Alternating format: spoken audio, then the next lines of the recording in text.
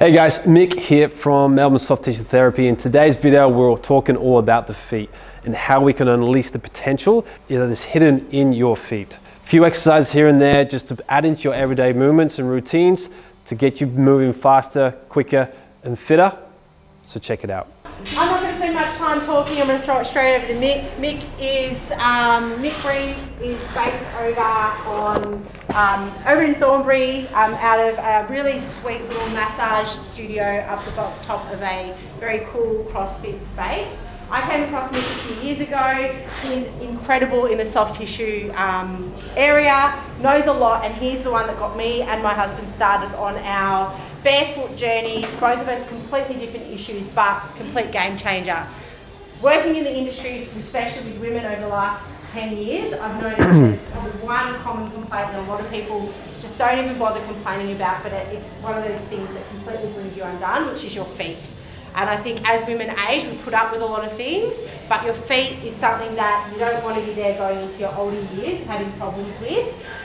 But like everything, if you don't do anything about it, it's just going to get worse. So well done for taking time out today to join us. Hopefully you get a lot out of today's workshop. Ask lots of questions. Over to you. Thank you. Cheers, Ange. And thanks for coming, guys. Yeah, and thanks for the patience there. Yeah, my name's Mick. So yeah, I'm a myotherapist. I've also been a personal trainer now for 15 years. So know quite a lot about the injuries in the realm. Been involved in the gym for a very long time to see injuries coming in and out. And myotherapist now for 6-7 years. So dealt with a lot different niggles here and there, but mainly what I've come back down to is starting with the feet.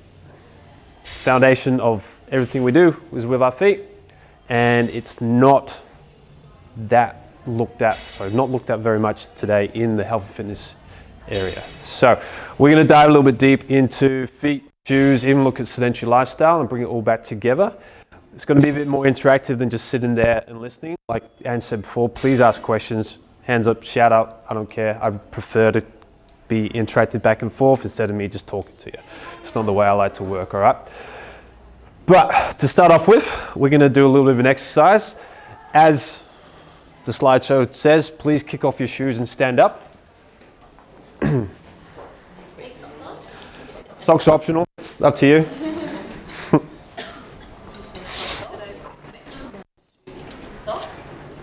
Up to you. If it's a bit cold, keep your socks on, that's all right. We'll have the socks off a little bit later, but I know it's a bit cold this morning. And everybody standing up, please.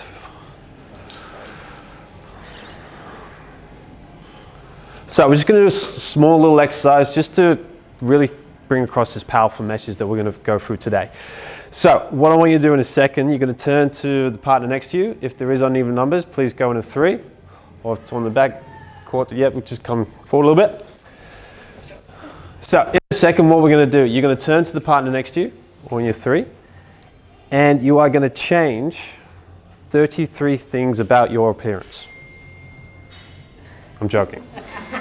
See, straight away, everyone went, how the hell am I going to do that? Mind block. This time, so face your partner. Instead of 33, you're going to turn around in a second. I'm going to give you a few seconds to change one thing about your appearance. Okay, so everybody turn around. Turn around so you're not looking at each other. Oh, not looking. Yeah, yep. Oh. Yeah, yep. And you're going to change one thing about your appearance. You got 5 seconds. Anything you want. 3, 2, your appearance. And turn around. Good. All right, we're going to do that again, all right? So in a second, you turn around again. You're going to change one more thing about yourself. If you didn't quite work it out, be a bit more dramatic with it, all right? And have some fun with it. So 3, 2, 1, turn. Change that one thing about you. And turn back around. Cool. So we're having a little bit of fun, which is great. Anybody not noticed one thing about them? No? So, relax there, have a seat back down. If we had enough time, we could do that another 31 times to make that 33 times. basically what we're trying to show you here is if you do one thing at a time, you can basically do anything. The moment I said to you, do 33 changes, everyone's like, shit, how do I do that? And it was just, again, mind block, seemed impossible, but if we break that down to one step at a time, we can easily get to 33 and say, oh, pretty straightforward. So we can basically do anything we want, one step at a time. And that's going to lead into what we're doing today, because there's going to hopefully be a few changes here and there that you're going to put into your everyday life, everyday practice. Seems like a lot, but it's not 33, it's just one thing at a time. So if you leave today with just one little thing, awesome, I've done my job. Not expecting everything to happen at once, but if that's something you want to go down, just look at it one at a time. Alrighty? So, I have just a little introduction video of myself, just give a bit more background of. It's a far too common conversation that cuts to Mick Breen's core. The more you start to talk to people about injuries, the more stories you hear about, oh yeah, I did my ACL, I did this, and it's just like, oh, I missed out on this awesome career just because of these stupid little injuries that can just ruin dreams. And it really did, and like I was never the same player again. As a boy on the footy field, Mick had the world at his feet. I was the rugby player. Loved every single team I played with, all my mates I played with, and it was just, I was the rugby guy and I got really good at it. And got into England under-18s, which was pretty cool for a couple of years. Before moving to Australia with his family, where the path to professional rugby appeared set. Was hoping to go even further professional with ACT Brumbies up in Canberra, that moved me up there. Good old injuries struck me down in my prime. Age of 22, had my first ACL injury. Completely knocked me for six, like didn't know what to do. Flew back home to have my parents look after me in a straight-legged brace for 6 weeks, put on 10 kilos. Life was ruined. The first of 3 ACL injuries that ended a promising playing career before it had ever truly begun. A reality that took a brutal toll on Mick's body and mind. Surgeon was like, yeah, no more. And I basically lost my identity. Down, but not defeated, Mick wanted answers. Started to learn more about the body, because what I was starting to learn was these injuries that I went through were 90% preventable. And I'm like, why weren't we told this? Why didn't we know this? Why weren't we told this growing up? The personal trainer come myotherapist carving a new path with Melbourne soft tissue therapy. Giving me enough knowledge to then make sure I could start helping other young athletes who come through who didn't have this happen to them, have their dreams squashed by a simple injury that could have just been prevented by a few simple habitual changes. Starting at the feet, a foundation too often neglected. My biggest argument I always come back to is, were you born with shoes on your feet? Like, no one was. The moment any kind of toddler starts walking, we're wrapped in these shoes. School shoes, they are the worst things possible. And then you go to footy boots as well, they're not exactly the best things to play in either. And you just piece it all together and think like barefoot's best. We evolved to be the most efficient runners on the planet before there were shoes around. Teaching his clients how to return to running naturally. So it's all just working out how we can use the body where it was designed. I don't like to label people with injuries, because I got labelled with crappy knees and it ruined me mentally. So that's why I keep it so simple. It's like, right, let's just put you back in the place you should be. A place where potential isn't inhibited by injury.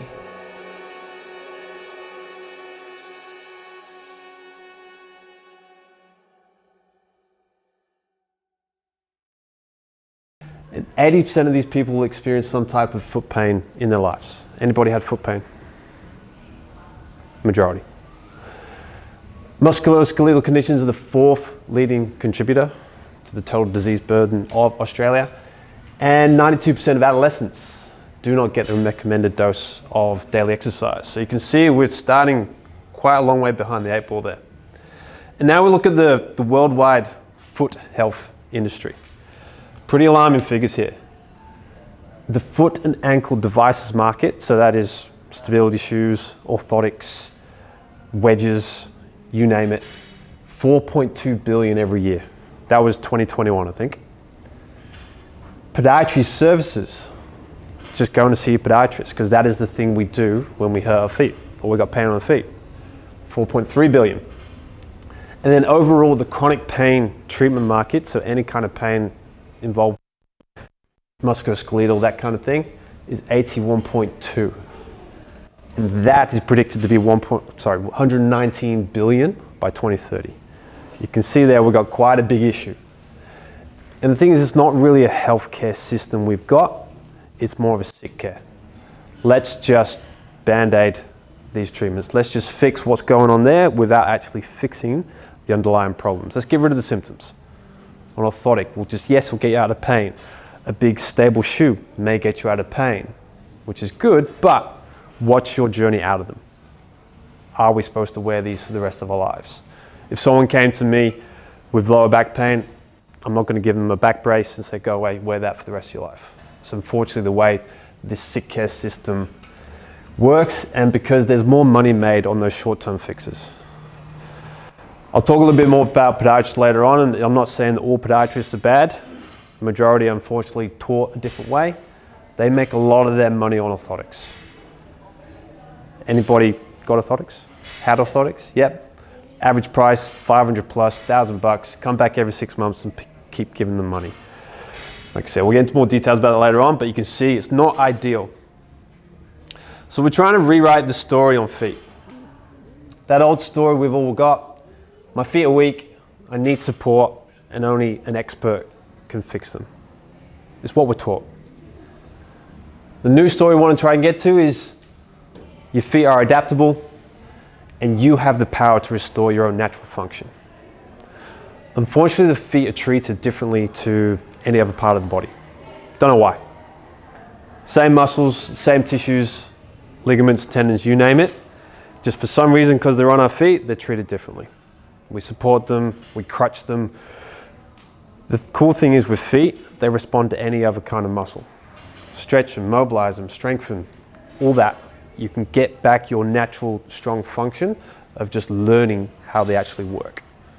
Because again, going back to podiatrists, most tend to look at knee down.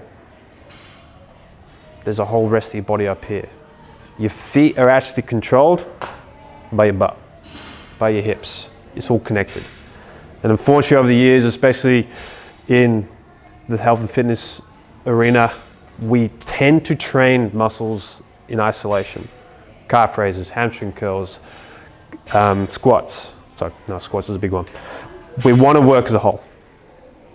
So that's what we're trying to learn here, how to fix the body through using your body as a whole. In my personal opinion, especially through the experience I've had, I believe that 90% of injuries, niggles, pains can be prevented yourself. Yes, you got that 10% of trauma, someone comes through your knee, hit by a car or something, the things that aren't in your control. 90% is potentially in your control, all through prevention. And it's simply just by changing your everyday habits, your movement, your posture, your positions, your footwear, how you watch TV, how you drive. Small habitual changes like that can just go so much further and life becomes a lot more easy and a lot more enjoyable. And the biggest thing I've realized over the past few years is that a lot of people go to the gym to improve their lives. Cool, that's what we're supposed to do. But the thing is, for the majority of people, that time in the gym is potentially an hour. If you're lucky, an hour and a half to 2. Each day, 4 or 5 times a week. You compare that to 8 hours of work, potentially sitting at a desk, driving around, it really doesn't add up. So if you look at it a different way, is yes, we go to the gym to improve our lives. But if you can improve what you do outside of the gym, more movement, better shoes, better positions, better posture, that's going to improve your life inside the gym, make it easier to then make it better outside the gym. So it's a whole life change there. It's not just, yeah, cool, I go to the gym. The funny thing is a lot of injuries do come out in the gym, but it's never the gym's fault. Because you think about it, you got all these awesome coaches watching you, looking at your form and that. Just because you've done a deadlift in here and it's hurt your back, I mean, how many times have you deadlift out there, picking up your kids, picking up the groceries with poor form? And you shouldn't have to worry about thinking about that form over there. You should be able to just pick it up. But unfortunately, potentially sitting down for too many hours, driving around too long, inability of certain muscles and that constant deadlift position is just not going to help you in the long run. So it's thinking a little bit more about what you're doing outside of the gym. instead of just the gym. And basically, your body is the vehicle to explore your world. If it breaks down, you don't have another one. So convenience is the biggest killer. Life is just getting way too easy these days. And the majority of what we do is it's just way too convenient. We used to, back in the day, to move a lot more for what we did throughout the day. Out on the farms, not being stuck in a desk, and basically we tend to drive instead of walking. Use the remote on the TV instead of getting up and changing the TV. Everyone will remember them having to change the dial. We communicate through our phones instead of actually physically going to see friends and family. And unfortunately today there's a lot more people playing sport online against each other in e-gaming instead of actually physically going out, which is really alarming. So general everyday movement in most humans is becoming less and less and less. And that's where all these niggles, injuries and pains are coming from. And that's why we've got such a huge obesity problem. So have a look at this sedentary lifestyle. On average, humans spend 13 hours sitting down. It's quite alarming. When you actually think about it yourself, it does add up. You think, oh, I don't have a desk job, but you drive, you sit to eat, you sit to watch TV, you sit to relax. It can really add up. And again, these are all averages, not everyone's the same, but unfortunately it's the majority. So 7.5 hours of work, hour and a half in front of the TV, hour and a half leisure time, hour and a half on the home computer, and 1 hour eating. It only leaves, once you've added in the ideal 8 hours of sleep, about 3 hours of movement. It's not a lot. And unfortunately, physical inactivity is the 4th leading cause for global mortality, just by not moving. Again, very alarming. 3.2 million deaths per year is related to this, just simply inactivity. And they've now coined the term sitting disease. You may have heard that sitting is kind of the new smoking. In a way, it kind of is. We now know a lot more about smoking and why ideally we shouldn't be doing it. It's only just slowly coming out that sitting is getting just as bad as that kind of health risk.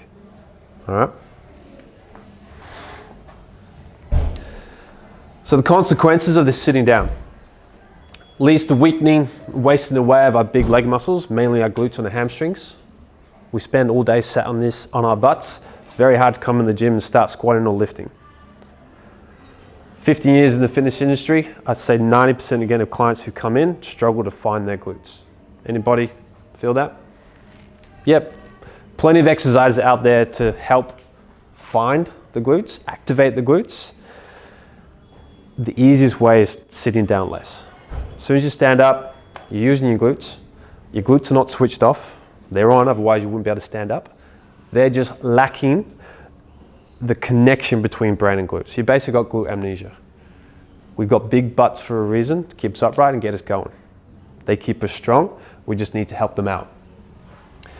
Inactive core in our chair. The cool thing is with you are, yes, you are sitting down. It's funny to talk about. But you're on a bench. You're still using your core upright. In a chair, we get comfortable in this position. We can stay there forever. And that is acting as your brace for the midsection. That doesn't have to do any work. Glutes don't have to do any work. The chair is holding you there. Just like with our mattresses at night.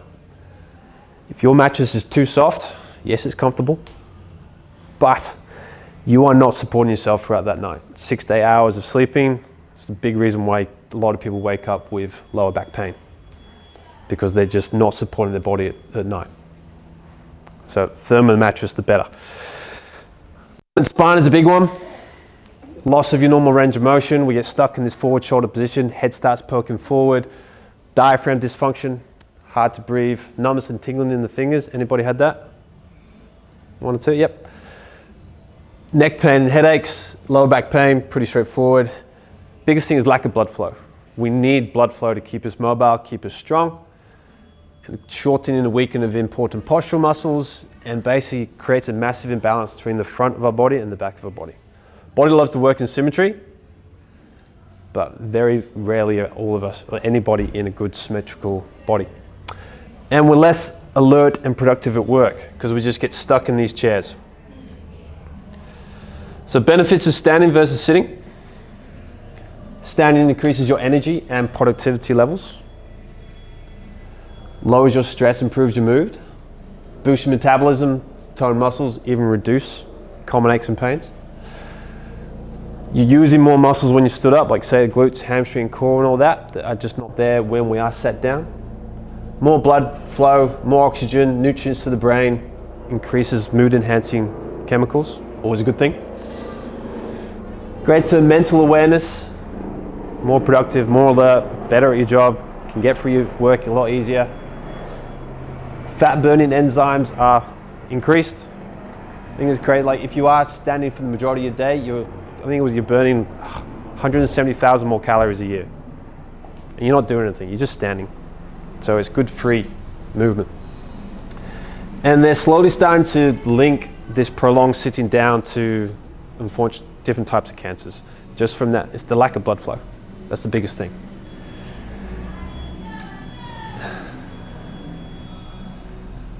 So let's now go from sitting down to ill-fitting shoes. Pain and discomfort, shoes that are too tight, really squash that shoe together, feet together. Foot deformities, bunions. Anybody got bunions?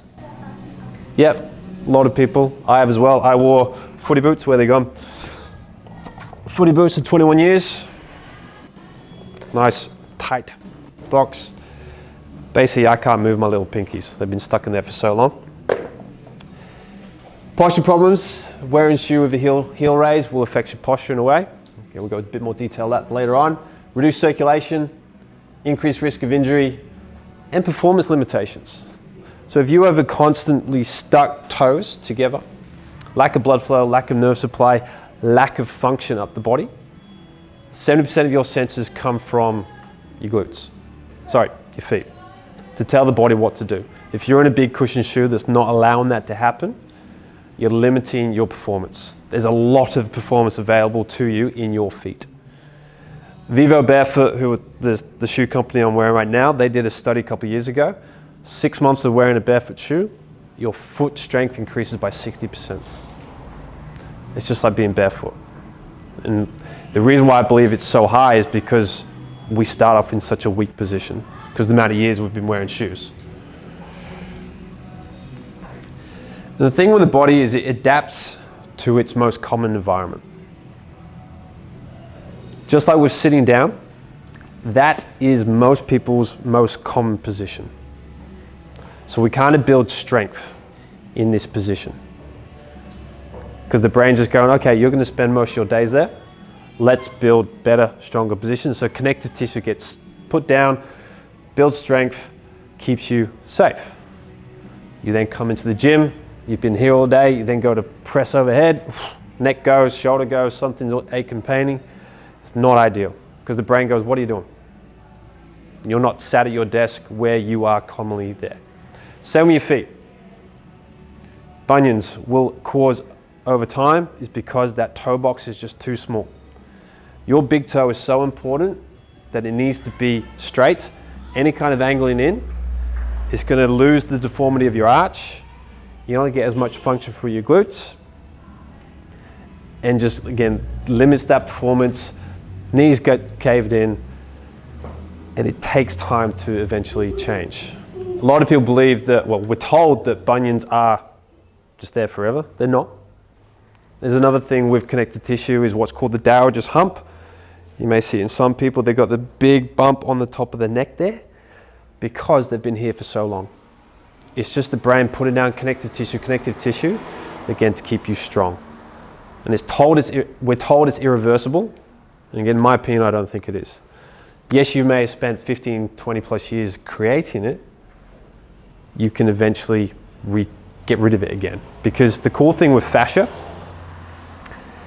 it rejuvenates every 7 months, depending on the environment it's put in. So fascia basically is everywhere in our body. Big intertwining, interwebbing piece of tissue, connective tissue, that is within every single muscle, every single bone, ligament, tendon, organ, you name it. That's what creates our movement. When we put tension on our fascial system, that's what helps us be nice and springy, nice and boundy, nice and powerful. It gets sucked down, immobile, when we're immobile ourselves. So we really want to keep the fascia nice and strong. And the thing with the brain is we've still got our reptilian brain from good old hunter-gatherer days. We haven't evolved much since then. And the brain is built for survival. The brain will always try and do a movement the easiest way. It's lazy. So, say you come in after a long day at work, you come to the gym, you go to the deadlift, the brain is going to want to use the easiest muscles to do that. Same with running. Running is just seen as something we do. It's not seen as a skill because it is one of the most natural things we do as humans. But again, if you spend most of your days sat at a desk or driving around, you're going to run the way you sit. And that will cause overstriding, heel striking, poor posture, poor breathing, and just cause all types of injuries. 80% of runners every year get injured. It's a big stat. When it is one of the most natural things we do as humans. And they're not big injuries, they're just little calf strains, lower back pain, neck pain, you name it. We need to relearn how to run to get out of these positions, and it simply starts by just moving more throughout the day and learning how to use your body, how to connect, sitting and shoes. So let's have a look at the importance of your butt. In your position there, squeeze your cheeks. Always makes people smile when they do this. Now, stand up, please. Do the exact same. Squeeze your cheeks again. What do we notice? Easier? Yep, much easier. Yes, you can squeeze your butt. You can relax down again. Yes, you can squeeze your butt when you're sat down, but it's a lot harder for the brain to know what's going on. Once you stood up, the brain's like, oh, cool, now I can bring those cheeks on a lot easier. So you can see just by standing up, getting these working, it's going to improve function of the whole body, hip stability, strength, posture, etc., etc., etc. And it's similar with shoes on, shoes off. You've already got your shoes off, which is good. But if you were to stand up with a cushion shoe, something like, where's my Asics gone? Old pair of my mum's shoes. Unfortunately, if you like Asics, in my opinion, the worst shoe company out there. I know I do piss people a bit off with that, but they are the one company that are continually going maximalist, adding more and more technology to a shoe. If you are this far off the ground, you are blindfolding your feet to the ground. Like I said before, 70% of your senses come from your feet connecting to the ground to tell the brain, tell the body what to do. If you're in something like this, you're blindfolding that sense, so the body just starts guessing. If you're in a shoe like mine, 3mm sole, built for protection, I can feel every single part of that ground. Best analogy for it, imagine if you're trying to protect your eyes from the sun, you wear sunglasses. You don't put a blindfold on. Basically, this is a blindfold for your feet, these are sunnies. So we're not blocking the sense, we're just protecting it. Can I ask, in that sense, are football boots good? I mean, It's a good question. I spend a lot of time with football boots. Yep. And so, We still need sport-specific shoes. And there are some companies coming up now that are going more barefoot style. But if you've got to spare $1,000 to get them, it's not very easy to go with. But you're still gonna not wear these for the majority of your time. Yes, you wear them a lot, but if you have the skills to look after your feet, recover your feet, you're in your everyday casual shoes that aren't as bad as these, then cool. Sport specific, you need them. You need the studs, just like with any other sport. Just like with Olympic lifting or squatting and stuff in the gym, we got that heel raise, the ollie lifting shoes. They're there for a reason. They're sport specific, but we don't spend all our days in. These are nice and light, but again, the biggest thing is that toe box, and they're just stiff. Like I said, there are some cool companies coming out with newer footy boots, but they custom build them. They 3D print your shoe. So hopefully soon they will improve. So looking again at barefoot and the shoes, so your foot is a magnificent piece of machinery. 26 bones, 33 joints in each individual foot. A third of your bones of your whole body are in your feet.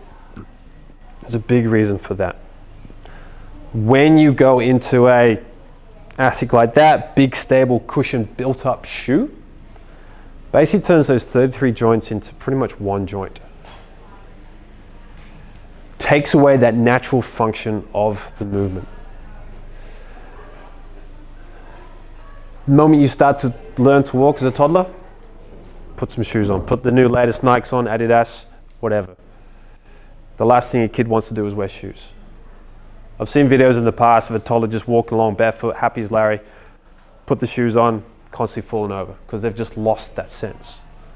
Another funny video is if you've ever seen people put shoes on their dogs, the feet are going all over the place. Very funny, but they've lost the sense. They're going, where's my sense gone? I need that back. So you can really see what shoes could potentially do for you. And basically our feet want to tell the rest of our body about our posture, our muscle tone, our proprioception, balance, etc. We're blindfolding them with the majority of the shoes that we wear. And from the question before about the footy boots, we can get away with those kind of shoes if we address our most common pair of shoes. Because that is what you are wearing for the majority of your time.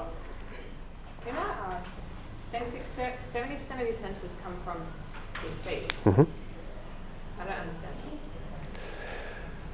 So with your five senses, like so touch, feel and all that, most of it is, 70% of it is coming from your feet to give the body the proprioception and responses to...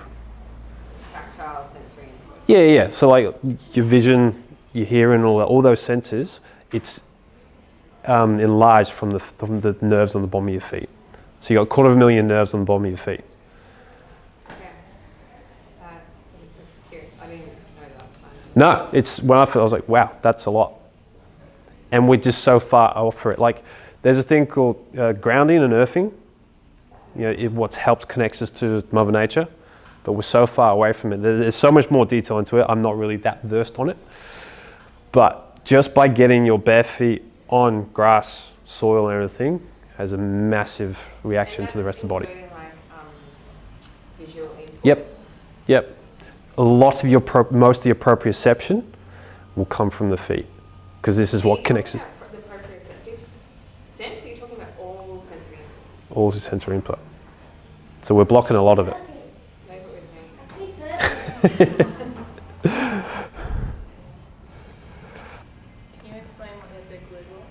Proprioceptive. Yeah. Proprioception? Yep. That's the understanding of where your body is in space and sort of like that deep pressure that you get through the joints. It's how you perceive your movement.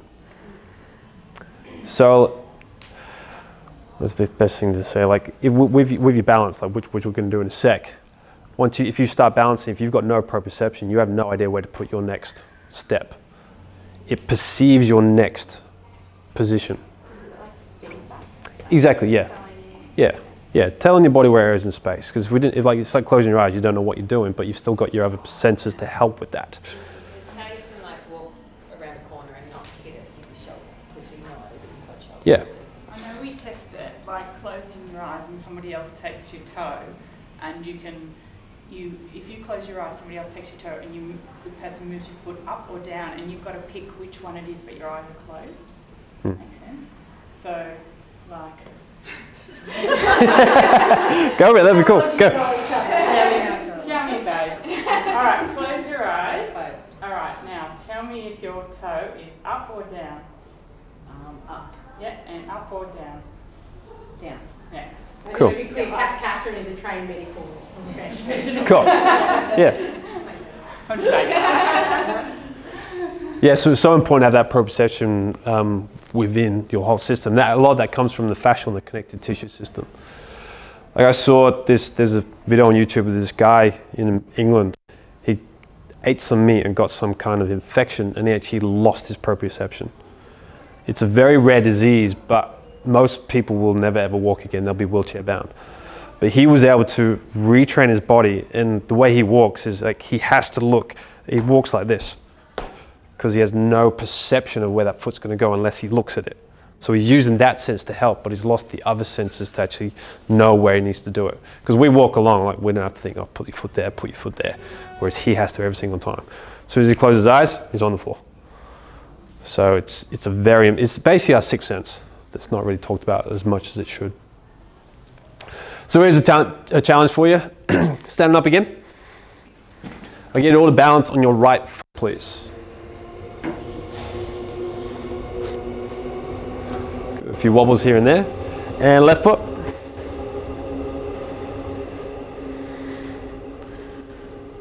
Cool. And relax. Anybody find it challenging? Yes. Yeah. A few people will do, yeah.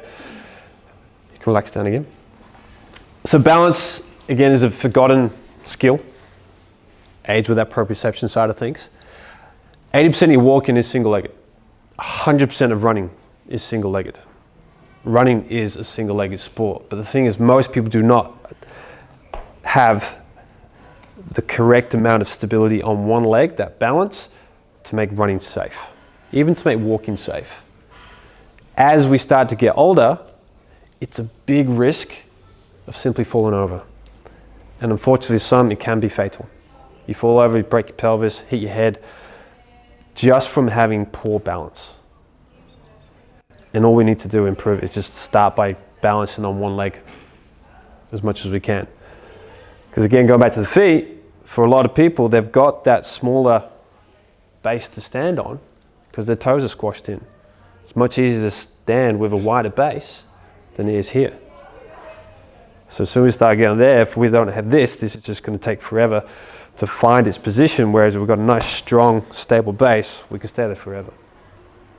And building your single leg balance will improve, again, everyday posture, walking, running, lifting, your squatting, your deadlifting, your jumping, all of it.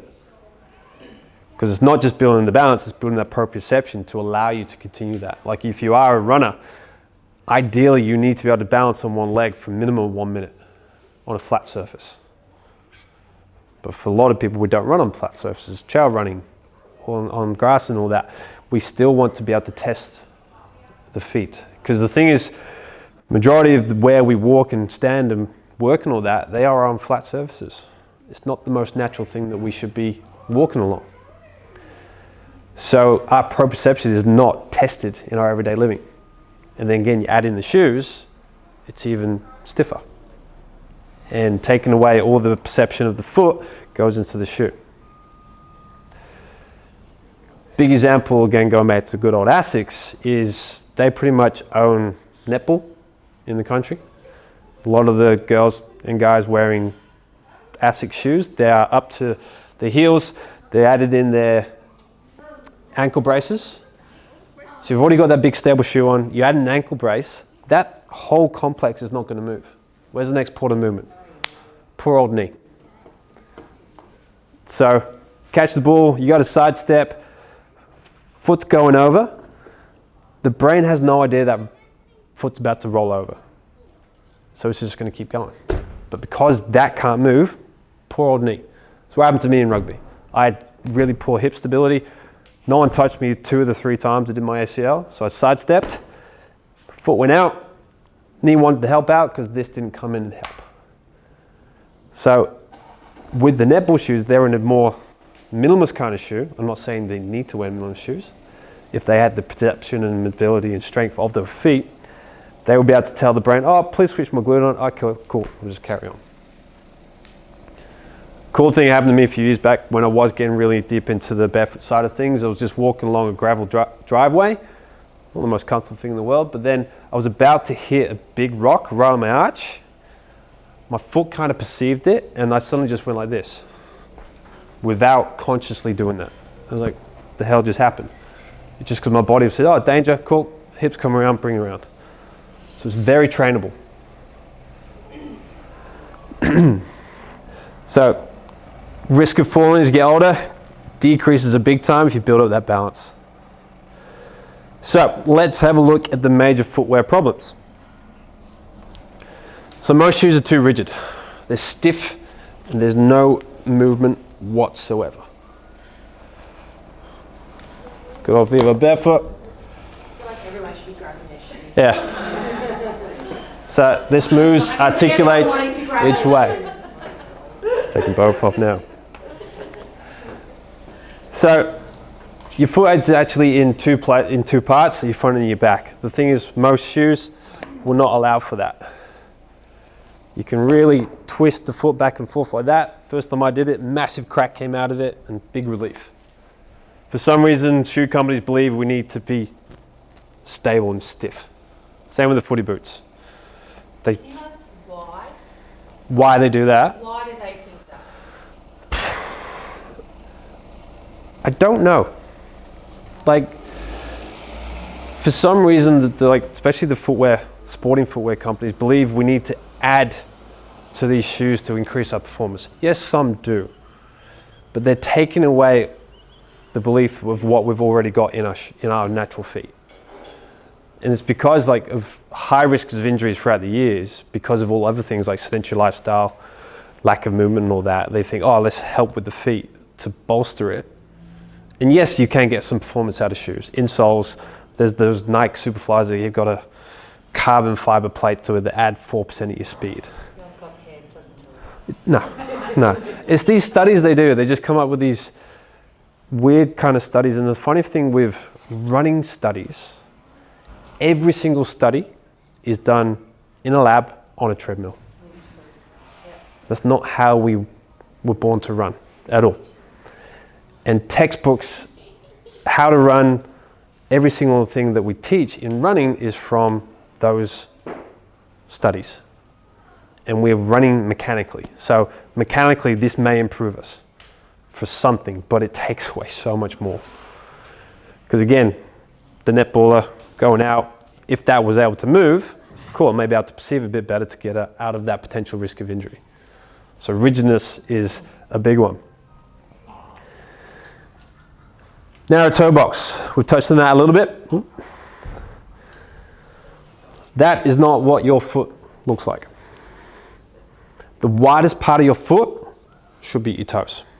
You look at a toddler, newborn baby, the widest part is their toes.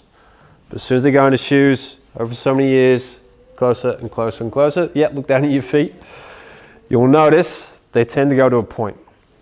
And for some reason, shoe companies keep doing it.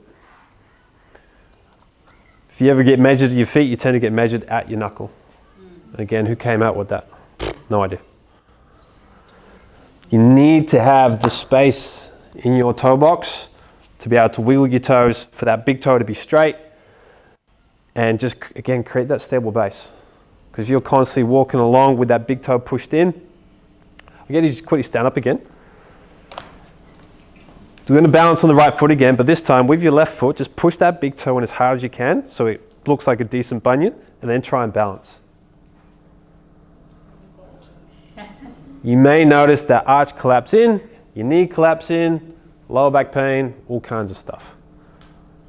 Cool, thanks, you can relax.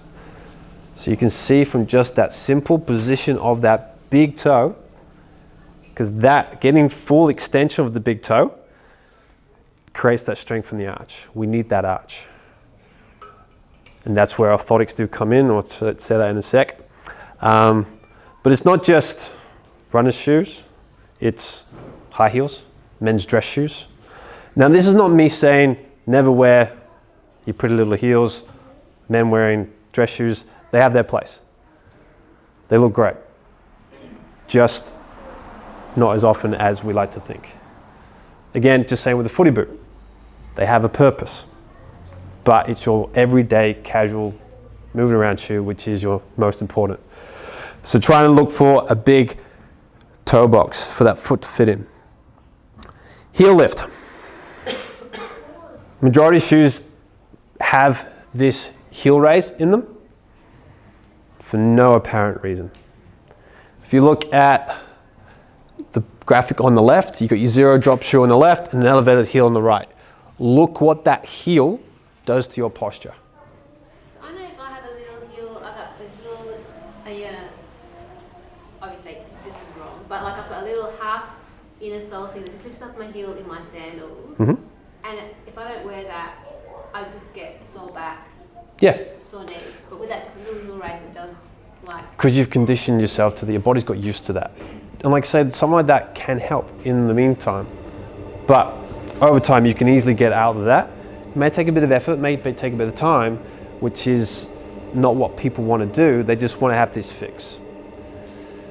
But you can see there with a big, well, anywhere from a centimeter to a few, it puts you up into this heel raise position. Straight away, that's shortening your calf and your Achilles. We have to slightly bend the knees. We have to rotate our hips forward, get this anterior tilt, which makes it harder for the glutes to work, puts the pressure on the lower back, head pokes forward, shoulders come forward. Just from this tiny little heel, because the body wants to be upright. Exactly like the dude on the left, but with the heel, it puts you in this position. Obviously, you can't walk around like that, so that's why we have to compensate for that. What you're saying there, like you've conditioned yourself to be strong there. It doesn't mean you can't get away from that. And if that little heel raise is helping, and you're not causing any other dramas, cool. Not everybody's the same. Not everybody should be able to go barefoot. Yes, it'd be ideal if we could, but there are certain circumstances where we need that little bit of help. And yeah, the only real advantage for majority for a heel is to make it look taller. The reason why they came into running shoes is because of Nike. They ruined it for everybody. Back in the 70s, they wanted their runners to run faster, and they hypothesized back then that a longer stride makes you run faster, cover more distance. Kind of made sense. But the thing is, when you overstride, you've got to go heel first. So they used to run in flat pumps like this, but it was hurting their runners. So they think, okay, let's put a big cushion heel on the bottom. Oh, it doesn't hurt anymore. 50 years later, we're still adding that to shoes for no apparent reason, because it just feels nice.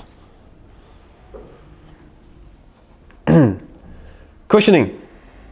So I was talking before about the sensors.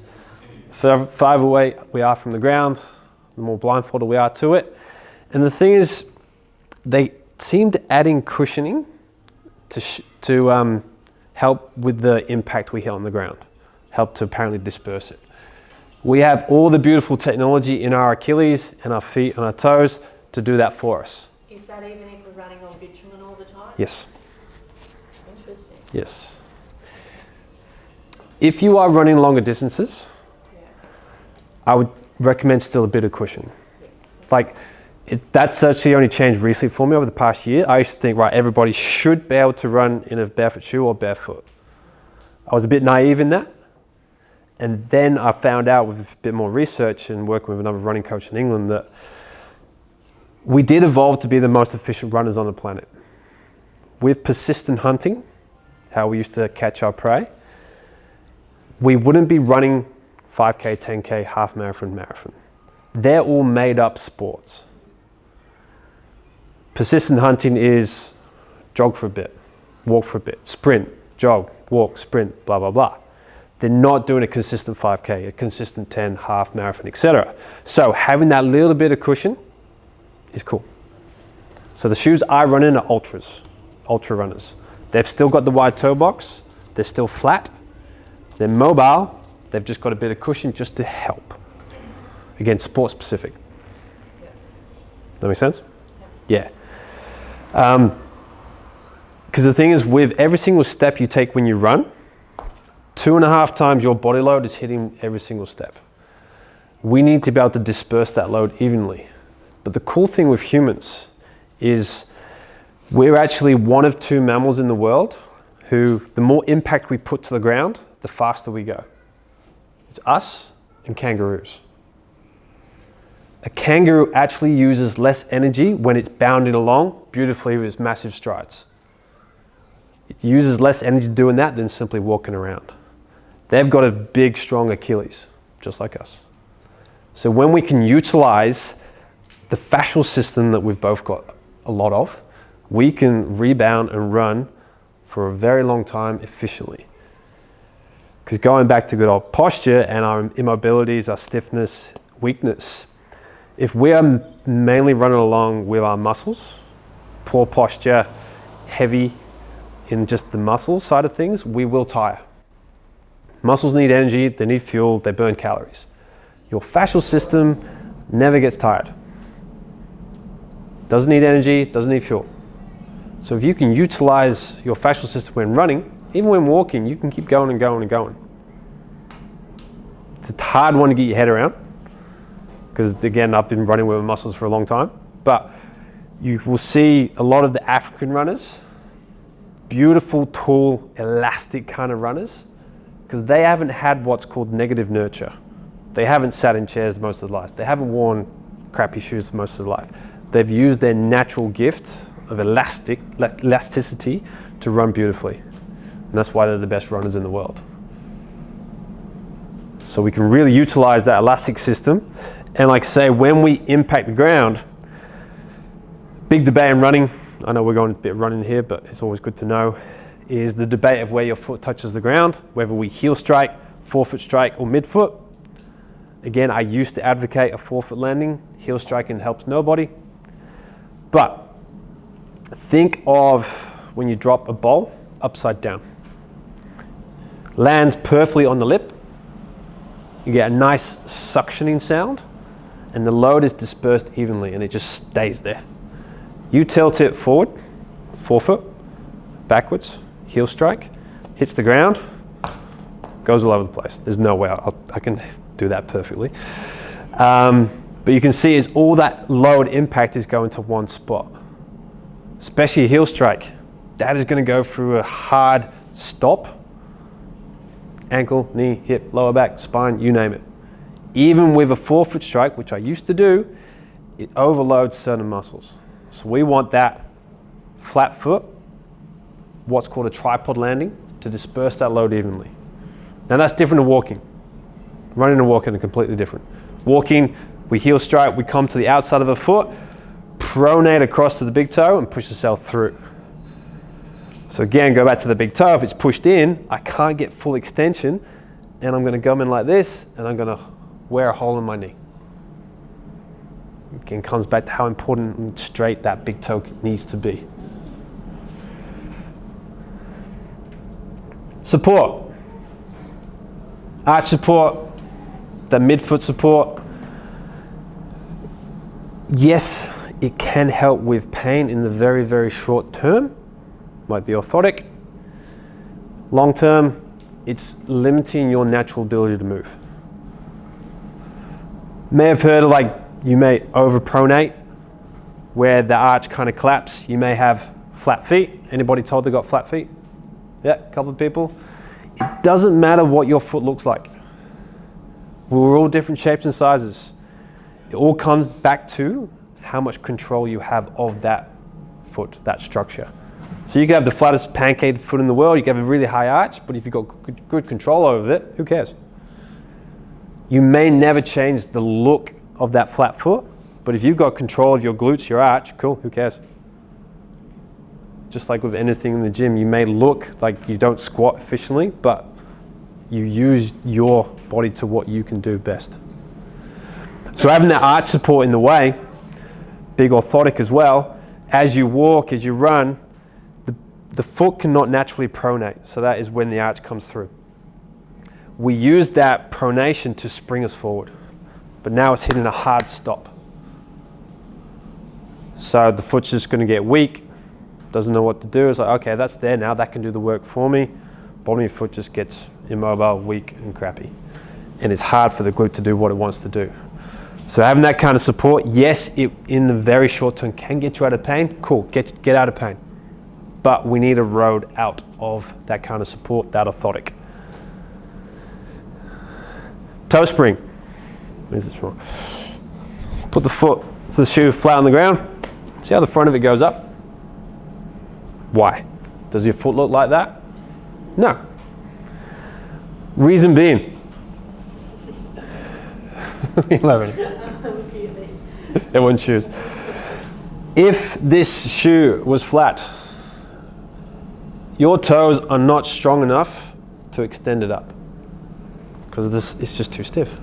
So we've got to put this toe spring in to allow us to walk through. However, the moment you put your foot in a shoe like this, your toes go into immediate extension. Everybody puts their palm up like this. Extend your fingers. What tightens? Your palm. Now, add in a heel raise. Tightens a lot more. That is your plantar fascia. Plantar fasciitis, pretty big word around the world. A lot of people suffer from it, and it will mainly come back to a shoe, because the plantar fascia should only contract as you hit the ground and as you push off. When it's in flight, it should be relaxed. But when it's in a shoe like this, it is constantly on. So no wonder we've got an epidemic of plantar fasciitis. It never gets to relax. All right, so if you see a big toe spring like that, get away from it. Like, that's not even that bad. I mean, look at the one up there, it's ridiculous. And you can see the x-ray of that foot. That is what your natural foot is looking like in a Nike. Doesn't look comfortable at all. And basically shoes today are more about fashion over function. Looking good. I was even having a chat to a new client last night. He's got a couple of young boys and they just want the new Nikes. Because I remember being at school, if you changed the look of your shoes, you would get absolutely run out of school. You'd be bullied for weeks. So it's hard to get away from the most common pairs, your Nikes, your Asics, your Pumas, whatever. You rock up in a shoe like this, think, oh, what are they? It's even wearing toe socks. Like, people will judge you. You just, yeah, oh no, I'm used to it. Totally used to it. But the thing is, they are so damn comfortable. They're a bitch to put on, but they're so comfortable because you can just get to move. And that's unfortunately the biggest thing a thing that people do get stuck with is that, yeah, they may transition to a barefoot shoe, but if they're consistently wearing socks that are too small, they're still squashing your toes together. So yes, they may look a bit wanky, but that's what your feet look like. We wear gloves that are the same as our fingers. Why can't we wear the toes? The feet just get so much crap. I often think about, I wear stockings a lot. Yep. I often think about my stockings a lot. Yeah, totally. Yeah. Just cut the top off. Steel stocking.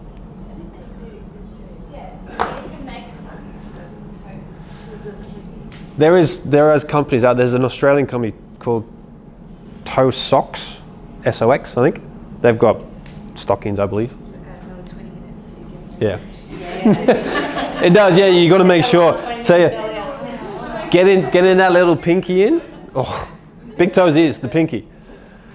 So a good way of just seeing if your shoe actually fits. So if you've got a shoe here with an immovable sole, take it out, stand up and place your foot on that sole. Orthotics. So stand up and put your foot on it. Maybe take your socks off as well though, because your socks are going to contour yourself to that.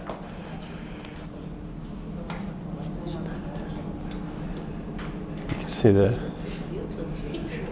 So ideally they shouldn't really fit. The thing is, if this is your most common shoe, you've adapted that foot to that sole. But splay your toes out like they should be. They won't fit on that sole. Say again? Mine do, but the side of my foot. Yeah, you got a nice little bunionette there as well. Oh, okay, yep. And that would have come from shoes. Well, I don't know. I got it when I was really young. Yeah, see, a lot of people have said that like bunions are hereditary. No, they're not. I got it before 20. You would have worn shoes for 15 years. Yeah. Some people are more susceptible with their looser connective tissue, so they are easily adapted more than most. Are you quite mobile? Yeah. Like bendy and stuff? Yeah. No. Like someone like myself who's super tight, it takes years to build that up, whereas some people are really bendy, they can just adapt to that. In that is hereditary as well, like laxity and Yeah, and especially in females as well. Yeah. Of course, you can really see like mostly they're like, your feet don't ideally fit on that. They've just adapted. So it really shows you how thin that shoe can actually be. And like that x-ray before shows you what your foot looks like in a shoe that's too small. So it's always a good test when you do go buy a new pair of shoes. So touch on orthotics just a little bit more. If you were given orthotics, were you ever given exercises to get out of them? No. No one ever is. Again, I hate hating on podiatrists because they're not out there to hurt people.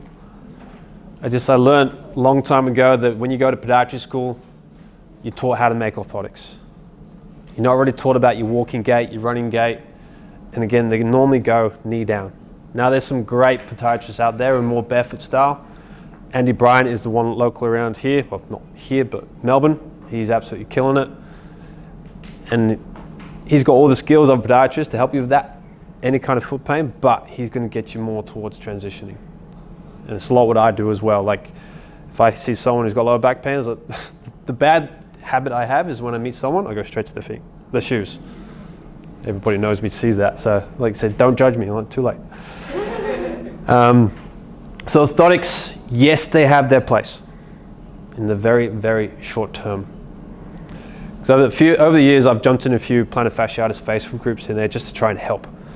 And the biggest question that comes up is like, what is the best pair of shoes for plantar fasciitis? And they normally come back with, oh, Hockers. Anybody got any Hockers? Good. Good. You've had them before? Yeah. You know what Hockers, guys, they are just this amount of cushion. They look like this and comfortable. Get you out of pain, but they are the most horrendous piece of things for your feet. And as always, if it helps you out of pain, awesome. But you still need a journey out of them. So what do we want to look for in a pair of shoes? Basically, WTFF, what the fuck feet. Easiest way to go for it. Wide, add that toe box. Make sure you can fit your toes in. Thin soled, like they're 3 mil. They're just there for protection. They're not going to puncture anything. I can still feel every single part of the ground I walk on. Flat, no heel race, and then flexible. Making sure your foot can articulate around that. So they're the 4 things you really want to look at when you are buying a pair of shoes. So, we're going to have a bit of a play. I forgot to bring a ball actually. 3 things that can really start off by helping you replenish your foot mobility. Do you have a mobility ball, please? Yeah, like tennis balls. Yeah, cool. Tennis balls. First one is your toe yoga. So, come down to the ground. What you want to do is popping your socks off if you do have time. You're going to intertwine your fingers between your toes. A little bit challenging. You should be able to do it. Depends how stiff your toes are. Unfortunately, some people they just do have fat fingers and it just doesn't help. But try and get knuckle deep if you can. And then all you're going to do, it's going to be a bit nasty. Just move the toes around. Both ways. I got a good crack out the big toe there. And just move it around. Yeah. My fingers in. It's a bit nasty because you've got a lot of connective tissue again between the toes. And if you were spending the majority of your time squashed together, there's no blood flow. So just by spending a minute or 2 here, doesn't feel nice to start off with, but the more you do this, you know, if you're watching TV of an evening, it only takes a couple of minutes. He's got a nice pen. That's why I've kept my socks on.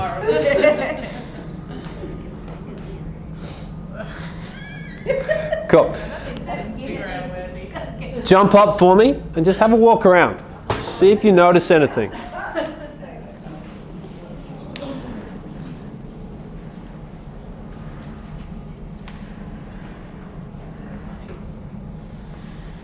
What do we notice? Looser? Bit lighter? Feel more? Bit more of a spread? Beauty. And then what was that? 45 seconds to a minute? Imagine doing that every single day for the next however long. To add on to that, once you've done about a minute of that, you can then go to one individual toe, bend, flex, rotate, pull, whatever you want to do to it. Especially with the big toe, you want to get that straight. We always want to see enough toe extension. So you can really pull it out and just be rough with it, because you're really getting into the connective tissue and the webbing of the toes. So big toe, index, middle, ring, pinky, just play. There's no right or wrong way to do this. Just get used to opening those toes up. All right? So that's your toe yoga. Couple minutes a night, all you need. Plantar mash. Now, tennis balls are okay. I would much prefer a mobility ball. I did forget to bring them, sorry. Mobility ball, like spiky or something? Spiky balls work. I just think the spikes cause unnecessary pain. There's no added benefit to them. Like my favorite is a lacrosse ball, because it sticks to the skin and you can really tack down the skin. I actually have no idea what it's made of. But with a tennis ball, you can kind of squash it a bit too much. If you've got really painful feet, cool, start with a tennis ball. But just standing up, all you need to do, pop your heel on the ground, start on the outside of your pinky and just come across and try and work out some of the nasty. So again, tennis ball, you may not get the best out of it, but you can really start to feel a few spots here and there. Not be fat enough? Golf ball will be fine. It's a lot more pinpoint, a bit more painful. These are a bit broader. So again, nothing wrong with that. But it's just exploring the bottom of your foot, because you've got 4 layers of tissue on the bottom of this foot. That plantar fascia, again, gets tacked down in those shoes all day long. So we want to just spend a minute or two opening it up. You've got to hold on to it. Make sure your dog doesn't steal it as well. That always comes. It's funny, have you seen toe spreaders?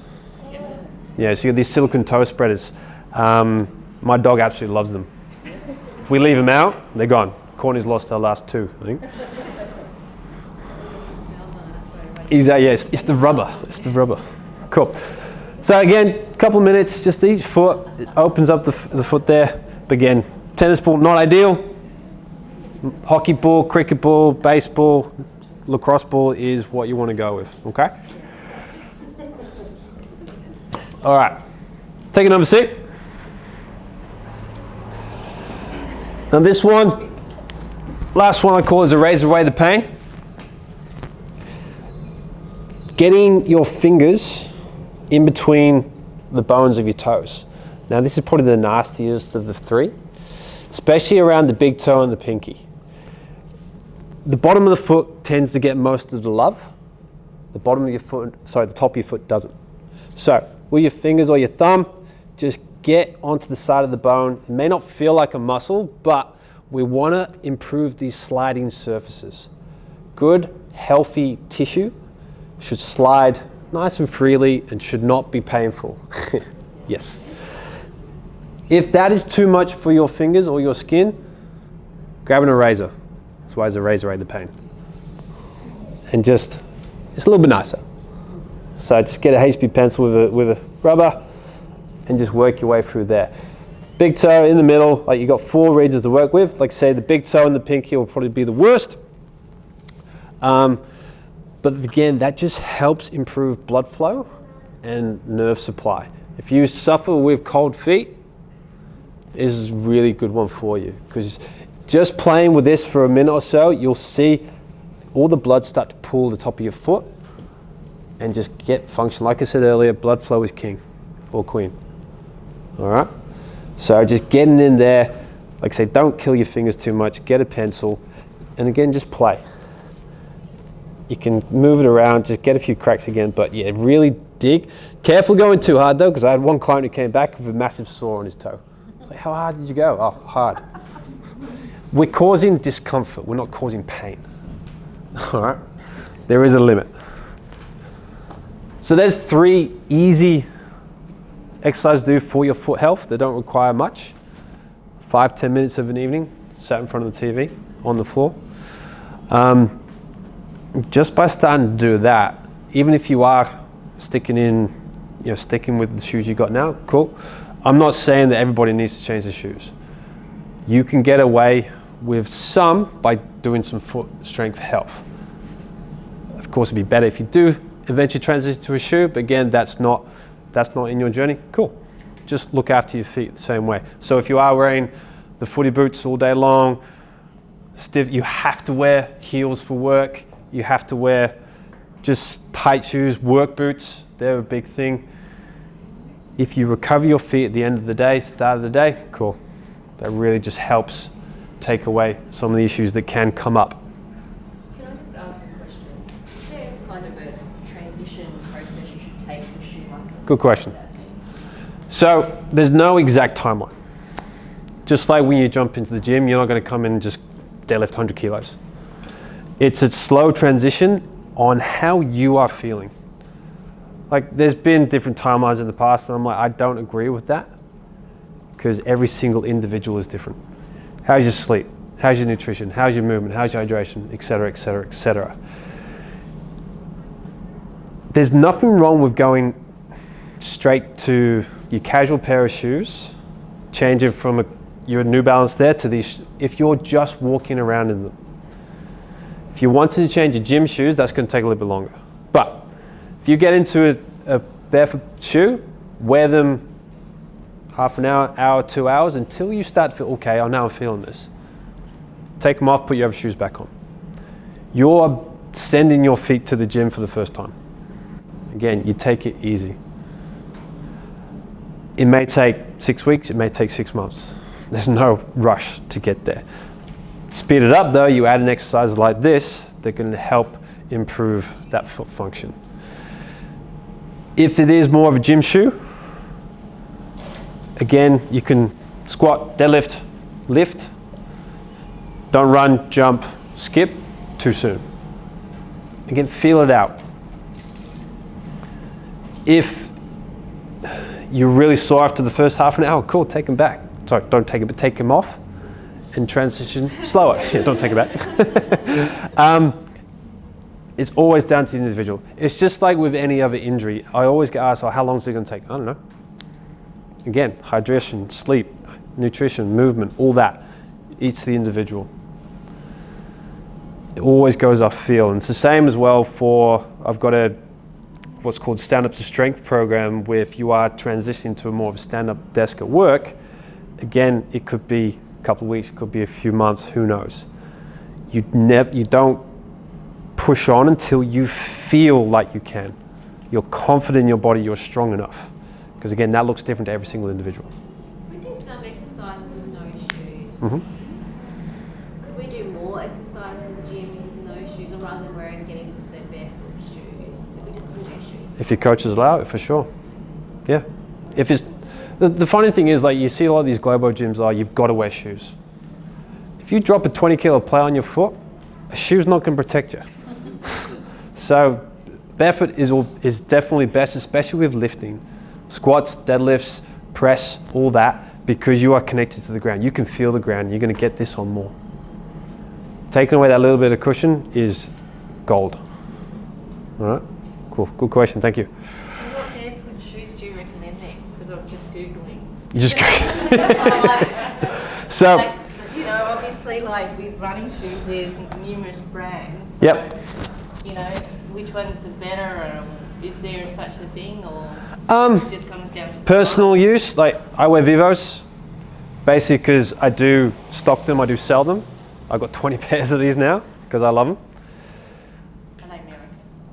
English, yeah, but they are getting bigger. Like you've got Vivos, you've got Zeros, plenty of other ones, Allbirds. I mean, the list goes on. You probably Google that. But my personal opinion with Vivos is because they actually look better. Zeros, Xero, they're ugly. Yeah. Yeah, they're good. Field Grounds are good. They're German. But the thing I like about Vivos is they've got a big range. Lots of different colors. You've got hiking boots, you've got work shoes, you've got casual shoes, you've got kids' school shoes. And price? Same as any other pair of shoes, unfortunately. Yeah. These Primus Lights, these are the most versatile ones. So I work in these, run in these, gym, casual. These are, yeah, about 220, 215, 220.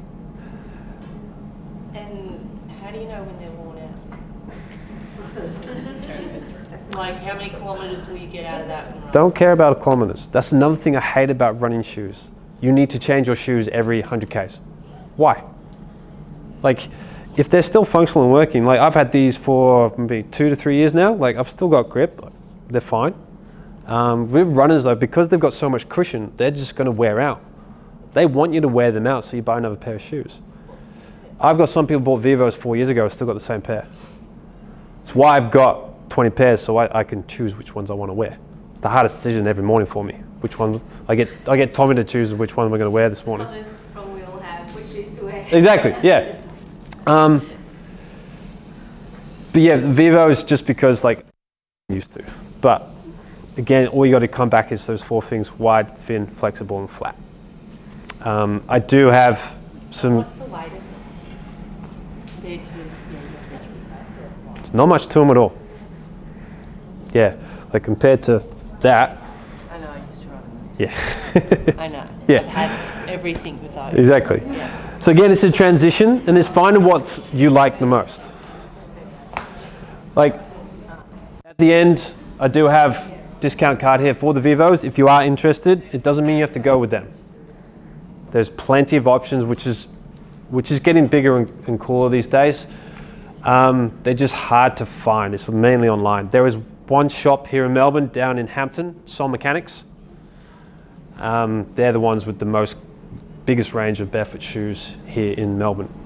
But online is always best. But with barefoot shoes, you do want to try them on, ideally. I have a few different sizes at the clinic, at the gym. So if you are interested, let me know. But I will always try and get people towards them, even if there's nothing wrong with your feet, because it's just barefoot's best.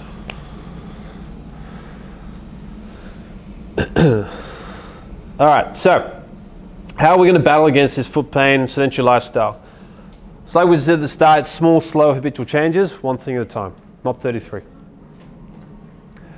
And it's basically move well, move often. And like I mentioned before, I do have, if you have, anybody got a desk job, sit down desk job? Yeah, majority. Do you have access to sit stand desks? Do you use them? No? Everyone's looking for a stand-up desk, everyone. Yeah, they are getting easier to get a hold of. Unfortunately, for still a lot of jobs, they think most people have to get them because they've got an injury, which is just so backwards. Being able to transition to a stand-up desk is going to change everything in your movement, everyday movement, your mood, your productivity, your performance in the gym, your happiness at home is huge. Just from changing that one little thing. But again, it's just like the shoes. If you get a stand-up desk, don't just go standing up straight away. It's just like going into the barefoot shoes and wearing them, going on a marathon run. Not ideal. That's why I developed this program, especially because of lockdown. Everyone went to this at home. Yes, we get access to these stand-up desks, which is cool, but there's no education behind them. Just like you need the education with your feet and your shoes. So it's just a step-by-step process of helping you adapt to a stand-up desk. So if you can, I would heavily recommend you try to get one. If you do need any help with that, like as a myotherapist, I can write you a recommendation just to help, because I know a lot of companies need that. Is it better to use the mat and bare feet, or? I mean, you have those anti-fatigue mats. Yeah. I don't know why they're called anti-fatigue. Squishy, yeah. But the thing is, if you are on a hard, cold floor all day long, yeah, that can help. But should you be barefoot, or should you just leave shoes on? Depends what your shoes are. If you're wearing cushioned shoes, then I'll take them off. If you don't have to wear them, take them off. And you've got the ball underneath there. It's always good to also have a little bit of a step, because if you put a step up or a slant board, you're actually unloading the hips. So funny stat, actually, in pubs around the bar, they've got a step around the bar. They brought that back in years and years ago, because when you put your foot up like this, you can stand there for longer. So it made them buy more drinks. Yeah, silly things like that, because it just unloads the hip. Because obviously, standing up all day is not ideal. It just allows you to move more, gives you more options. So try without feet, without shoes, with shoes, etc. Try that as well. Building up that single leg stability, always ideal. Just get your balance as strong as you can. Barefoot at home or wherever possible, whatever allows. I've been to the supermarket a few times barefoot, you get some horrible looks. But again, if you don't care what they think, who cares? Even the socks, yes. It's probably better being barefoot, hey. So, assess your most common pair of shoes. Like say I do have, grab a card at the end. Doing your toe yoga, your plantar mash, and to raise away the pain. Easy things to just start getting into your everyday life. And if you do really suffer from plantar fasciitis, I do again have a program, or come see me at the clinic. It's a lot easier to do it physically to see where you're at. But if you are strapped for time, do have a program there. And basically, yeah, any kind of aches, pains, niggles, soft tissue treatment, like kind words that Ange said before about helping her with her journey, and also Courtney and that. My main philosophy in any kind of movement treatment, that thing, it's getting you back to your most common, your perfect position. Because of our sedentary lifestyles, because of our shoes, we are just put into these poorer positions where shoulders sat forward, hips rotated forward. I'm not one to label people with injuries. There's a million different names for hip injuries or shoulder injuries, itises, opathies, syndromes, all that. If I give you that, if I say you've got greater trochanter bursitis, you're going to, oh shit, Google. It's a 6-week injury. You got to do this, don't do this, do this, and you're like, shit. Nah, your hips probably just rotated forward, let's put it back in. Let's get you connected from your feet to your hips. So it's just putting you back in your anatomical position that we are never in these days. So try and make it very simple with my treatments. And if you are a runner, I do have a running, natural born runner online, but also in person. Like we went into a bit of detail before, with running, it should be the most natural thing we do. Unfortunately, it's not. And it's not treated as a skill. It should be treated as a skill just as much as squatting, deadlifting, jumping, etc. Big thing I try to advocate, especially if you play sport, like if anybody played a ball sport growing up, were we ever taught how to run? You were? I played softball, and yep. We were taught, that's not really ball sport, but we had what is softball? Running, he took us running. Wow. Yeah. See, that's very, very rare. Like I played 21 years of rugby, never taught how to run. Did it? It was because one of the dads was athletics. Cool, perfect. Yeah. But again, majority of sports, especially in Victoria AFL, athletes are running 15 kilometers on average a game, doing the hamstrings, doing the knees, because they don't know how to run. In all these sports, we look at skills, tactics, conditioning, running just to get fitter, not seeing running as a skill. And that's, again, I bring it back to the very primal way what we were given as humans, talking about that fascial system, the elasticity, getting you running as efficient as possible, the way they say that gift you were given, because we're so far away from that. And it's only a few small changes here and there that really help. Any questions? Oh yeah. Shoot them out. So up the road, there's an ASICS outlet. So I've always put my kids in ASICS. Yep. Should I feel guilty about that? No, you shouldn't feel guilty at all, because you've been all this dribble of marketing. These companies have billions of dollars in their marketing to brainwash us of what to buy them. So you shouldn't feel guilty at all. It's just what we're shown. So what's a better, okay, they're 4 and 6, and when these shoes fatigue, what sort of, should I be just looking at? Barefoot shoes. Because the beauty for young kids is they will adapt so damn quickly that their feet won't even be that bad. But you start at that age, cool. They've got so much potential with their performance. Okay, and buying shoes terrifies me online. Yeah.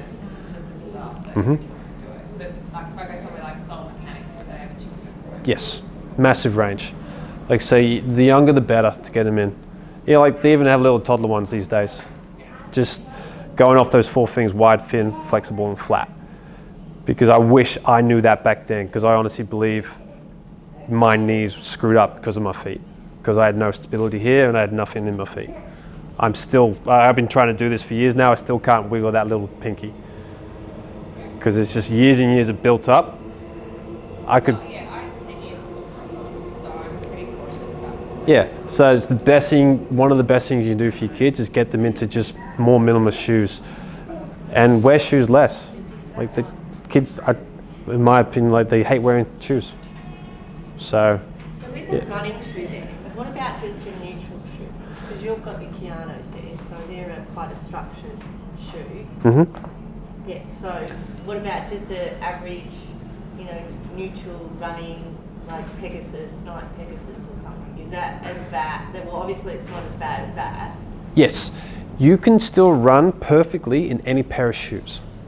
It's just the shoe like that will potentially promote poorer technique. It will allow for poorer technique. Because the thing with heel striking, a lot of people don't realize they're heel striking is because, yes, we've got 250,000 nerves at the bottom of the feet, but they're all bunched up on a forefoot, not on a heel. So you can't really feel it. And then you put a cushion in the way, there's no way you're ever going to feel that. So taking away a bit of that cushion just allows you to feel a bit more, to transition more to that flat-footed landing. So again, nothing wrong with running in them. If that's what you like, if that's what you run good in, cool. Your technique is much more important than the shoes you're wearing, because your technique can accommodate for a built-up shoe. That make sense? Yeah, no, I'm just saying, opposed to a very structured shoe like that one, and a neutral shoe, it's better obviously to be a neutral shoe. The thing is, like, if you're going to transition into that. Yes, and there is a transition period down, but like, got to be careful when, especially athlete's foot, call a neutral shoe. It's not that neutral. Well, it's far more neutral. Much better than that. Yes, there's better, of course. Because I walk past athlete's foot, and you see some of the functional shoes. You're like, really? Because unfortunately, with athlete's foot, the kids that work there, they probably don't have much education given to them about the shoes. They just say, put you on this force plate. Oh, the computer tells you need these shoes. Yeah. So it's just being careful what they call it, because most of those kind of shoes are wrong. And it just comes, again, it's how you feel. If you run good in them, cool. Just make sure your running technique is spot on. Cool. Are there any shoes? I mean, I think back to, I bought a pair of barefoot. I bought them for the gym because I was sick of taking my shoes off. Innovates. But I found I had a lot of trouble when it came to summer and sandals. Like all my like open-toed shoes were just flat and cheap, and it seemed like, well, they are flat, but I'm just feeling absolutely everything in them. So in summer we don't always want to wear sneakers. Like, I don't wear thongs because it's causing problems. But are there any shoe brands you recommend for sandals? Sandals? Yeah. Earth runners. What? Earth runners, they're called. So they're basically just like a sandal, but the thing with thongs, sandals, Birds? no. No. Jesus. They are, no, I get hated on this. They are better because your foot is strapped to the shoe, but that cork pushes you in. It limits your movement there. With a sandal, yes, thongs are, again, bad, sorry if you wear thongs. Because you're gripping the thong, you're gripping your toes and you're widening up your plantar fascia. So you need a sandal that is just strapped on. That's it, where you don't have to work to keep that shoe on. And like my favorite is Earth Runners. Like a Tiva or something like that? Or Sorry? Tiva? So they're not really flexible enough. Sure. Yeah. The thing is, the best hiking shoe is a very minimalist shoe. Because hiking boots, again, big built-up boots. That's what I was going to ask first. I do a lot of goals. I go hiking with 20k packs on, and I've tried on every single hiking shoe at every single hiking store. Yep. Because I have such narrow feet, I end up with the stiffest ones because it's the only one where my foot didn't move around. Right. And then I'm finding I feel like they're obviously wrong for me because I can't put my toes up. Yeah, exactly. So, But like when you're walking on like hard rocks that are doing this, like I can't imagine wearing something that's certainly not as soft as this. right now you can't imagine it because you've never done it. There's a journey there, of course. So it's slowly transitioning towards that and doing more foot exercises to help give you more resilience in the bottom of your feet. Like I did a 8K hike barefoot in Dandenongs once. First 4K was quite nice, the last 4K was horrendous because I just wasn't used to it. But for the next week, my feet felt absolutely amazing. So it's just a slow transition. And yeah, hiking boots are literally the worst boots to hike in. It's funny. So I wear basically orthotics in everything, right? Yep. So where I can, I'm like, yes, it's that's my operation, you know. So if I wanted to transition out, you're saying, I guess I'm doing exercises to sort of strengthen and loosen up the fascia, and just being less, wearing things that are less supportive slowly to strengthen up your muscles and your balance. That's a really slow transition, yeah? Slow, yep. And it's bringing in your single leg balance, making sure you're building up that whole leg as a system, not just individually. And there's probably a few more exercises you can add in there. Like there's a plethora of foot, ankle, shin exercises. Because again, it's not just the intrinsic muscle of your feet, it's all the muscles and tissue around the knee, the shin, the legs and everything. So it's, again, going off feel. So it can be a slow process, but a very beneficial process. So I pretty much have sore ankles and feet for half the year, and that coincides specifically with the soccer season. Yep. So, but then as soon as I stop, it doesn't hurt. So I assume it's got to do with my movement in that. Totally. In the shoes. So that when you're in off season, build up the strength for your feet and your toes. Like starting with those 3 exercises I gave you, that's a great place to start. If you need more, I can easily send more. There's plenty to do with the feet. Yeah. And when you're gradually getting rid of your orthotics, if that's the way you want to go, it's like just transition to another shoe. It's like take them out for an hour, put them back in. Take them out for 2 hours the next day. And it's kind of like record how it's going. So if you're writing it down and say, right, how did I rock up? How did I pull up? How did I feel? Did I do too much the day before? Bring it back. It's just like your training journalist for your feet. Same thing. All right, cool. You mentioned like how you sit or like what you're doing when you're watching TV and stuff affects your feet as well. So how should we be sitting? Get on the floor more. I mean, I'm certainly one who loves my sofa, but we get stuck on the sofa because it's comfortable. We can be there for hours on end. So every now and again, like have a rule 1 night a week, 2 nights a week, whatever. Jump on the floor if you're going to watch TV, because the thing is, yes, it's not as comfortable, but that uncomfortableness makes you move more. So you can be on the floor, being in good old 1990 position, and then after a few minutes it's a bit achy. All right, I'm just going to go like this, going to go like this, on my knees, etc. It just, that kind of pain we get is just a request for change. That's all pain is in most of the bodies. The brain saying, oh, please move. And then being on the ground a little bit more than you're not, it naturally opens up your hip mobility. So if you struggle with squats in the gym or stuff, start sitting on the floor a bit more, half an hour a day, you're going to naturally open this up anyway, without having to put a ball in there or stretch for hours on end. It's just putting you back in your natural position. Because again, going back to toddlers, young kids and all that, they can put their legs anywhere. And ideally, we as adults should all be able to do that. We've just lost the ability. So you can get it back. Like I was saying before, with the fascial side of things, it can rejuvenate every 7 months if you give it the right environment. So it's just starting off with like half an hour of a week. Feels good, build it up, until you get to the point where some people, I would never do this, they get rid of the sofas. What do you mean, like it just goes, oh? Well, just over time, the brain just keeps putting down more. Very tight. So like, when it's coming to that 7-month period, it'll be more easier to stretch out or something. It's not just suddenly get 7 points and gone. It's over time, of course. Yeah. It's just the beauty of our bodies. It's just adapts. Yeah. Just like if in the gym you're breaking down your muscles, and it's actually more of the fascia that you're breaking down when we're training to tell the brain, oh, build this strength up, rejuvenate this. I want to get to this position. Cool. I've got to help this by putting down more different connective tissue. Do you recommend using things like, I'm getting targeted for these ads for like the balance? Balance beams. Yeah, the little cord. Best thing you can ever have. I think I probably do it with like Yep. So balance beams are a great tool to have for everything. I have one in the clinic, I have one at home, and it's just a good, fun way of challenging your balance. Because most people get it on, they're off after 2 seconds, like, hang on a sec, right, I'm gonna do better. It's just your natural, innate, competitive nature with yourself, like, right, I'm gonna do good. And you want to improve at it, because, like I say, building your balance will build up all kinds of strength. And you make it a challenge yourself because you want to get better. You can actually get better quite quickly. And again, the beauty of balance training is the only thing you think about in that moment. All the crap that we all have going on in here, shit day at work, you're fighting with the partner, blah, blah, blah. You jump on a balance beam, all you can think about is not falling off. It's a good form of active meditation.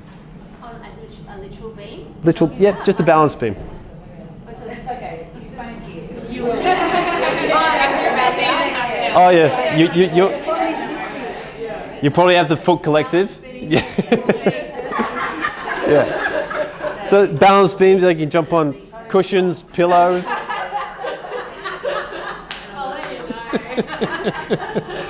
Anything with an unstable surface, but balance beam, great. You can make them yourself. Like again, they are expensive to buy, unfortunately, but you can just go down to Bunnings and make your own.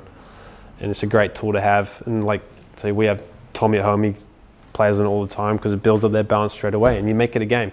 Especially if you've got kids, it's a great way to play with them. And we learn by playing.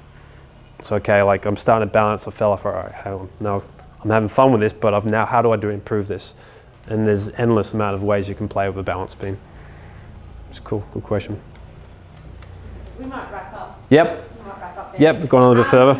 So good to see everyone, really getting into that. You can tell like everyone's having lots of little aha moments. So put our hands together and thank you. Thank you. So as I said, Mick is located not that far away. He's got an awesome My Clinic set up just down the road. So please head in there and see him. He's awesome with everything, not just feet, but I think, as Mick said, it all starts with feet. I'm more than happy to have a chat, especially like, I used to be that person that used to get really sore back from anything like being flat-footed, and just my own transition of getting these on more. So more than happy to share. I know that Courtney also wears Vivos quite a lot, but I think today it is just about taking one thing away. So don't try and overwhelm yourself. Set yourself an intention of just trying to implement one thing and test and measure, like what Mick said. Go from there and ask lots of questions. Looks like Mick's also got in some Yeah, there's a few things there. Yep. So make sure you come up and grab one, and I will also have this available on replay as well if you want to share it with anyone. Cool. Thanks very much. Yeah. Cheers, team.